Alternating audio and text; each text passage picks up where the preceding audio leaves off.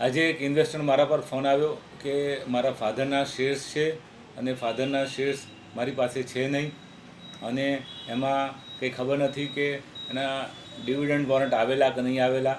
તો આ શેર્સ મારા લાઈવમાં હશે કે આઈઈપીએફમાં.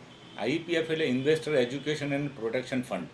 આ એક સરકારે બનાવ્યું છે કે જેથી શું થાય કે જે લોકોના શેર્સ ચોરાઈ ગયા હોય અને ડીમેટ ખાતા ખુલી જાય અને ઉચાપત થતી તે બંધ કરવા માટે આ કરવામાં આવ્યું છે કે જેથી શું થાય કે તમે જો 7 વર્ષ સુધી કોઈ કંપનીનું ડિવિડન્ડ વોરંટ ન વટાવો તો એ શેર્સ ઓટોમેટિકલી તમારા આઈઈપીએફમાં જતા રહે.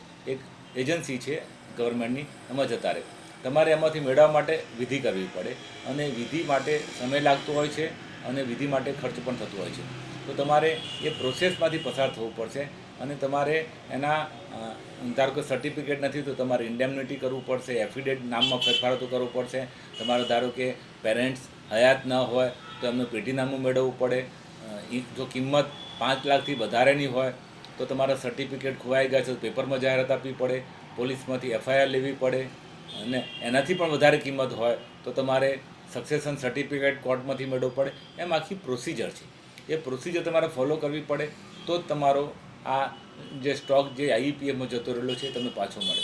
એટલે આ એક એવી ગવર્મેન્ટે સિસ્ટમ બનાવી દીધી કે તમને પ્રોટેક્શન આપ્યું, પણ સામે તમે પ્રોટેક્શનમાંથી મેળવતી વખતે તમારે એ પ્રોસેસ ફોલો કરીને આગળ વધવું પડે. તો મારી દ્રષ્ટિએ આઈઈપીએફમાં શેર્સ ન જાય એટલા માટે ધ્યાન રાખો કે તમારું ડિવિડન્ડ વોરંટ 5, 10, 25 રૂપિયાનું હોય પણ જમા કરાવો બેંકમાં.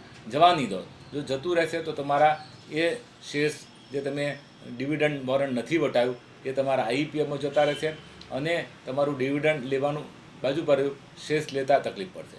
એટલે મારી બધાને વિનંતી હોય છે કે તમારી પાસે જે પણ કંઈ ડિવિડન્ડ વોરંટ હોય એ ડિવિડન્ડ વોરંટ તમે એન્કેશ કરો અને આગળ વધો. Thank you.